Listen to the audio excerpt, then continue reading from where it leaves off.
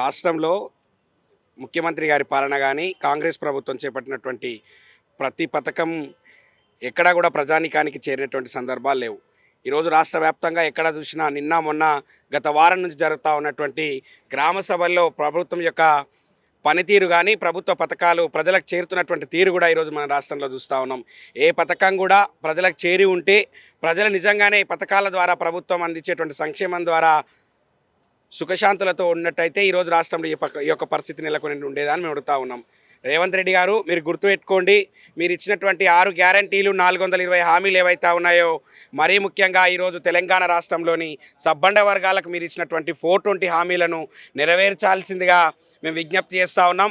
ప్రధానంగా 6 గ్యారంటీలలో భాగమైనటువంటి ప్రతి కుటుంబానికి చేరువ చేసేటువంటి పథకాలను రూపొందించి పథకాలను పేపర్లకే పరిమితం చేసి ప్రజలకు అందకుండా ఈరోజు ఒక గారడిని సృష్టిస్తూ ఉన్నాడు ఈ రేవంత్ రెడ్డి.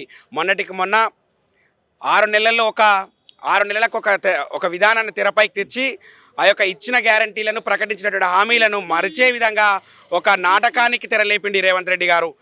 మొన్నటికి మొన్న దావోస్ పర్యటన అని పెట్టి ఒక బోగస్ పర్యటన చేసి రాష్ట్రంలో 1,78,000 కోట్ల రూపాయల పెట్టుబడని మాయమాటలు చెప్తూ ఒక రేవంత్ రెడ్డి గారు తీరేలా ఉందంటే ఈరోజు రాష్ట్రంలో ఆయన కొండారెడ్డిపల్లిలో కోతులు ఏనుగుల సైజులో ఉంటాయనేటువంటి మాటల తీరుగా ఈరోజు రేవంత్ రెడ్డి గారి తీరు ఆ విధంగా తయారైంది.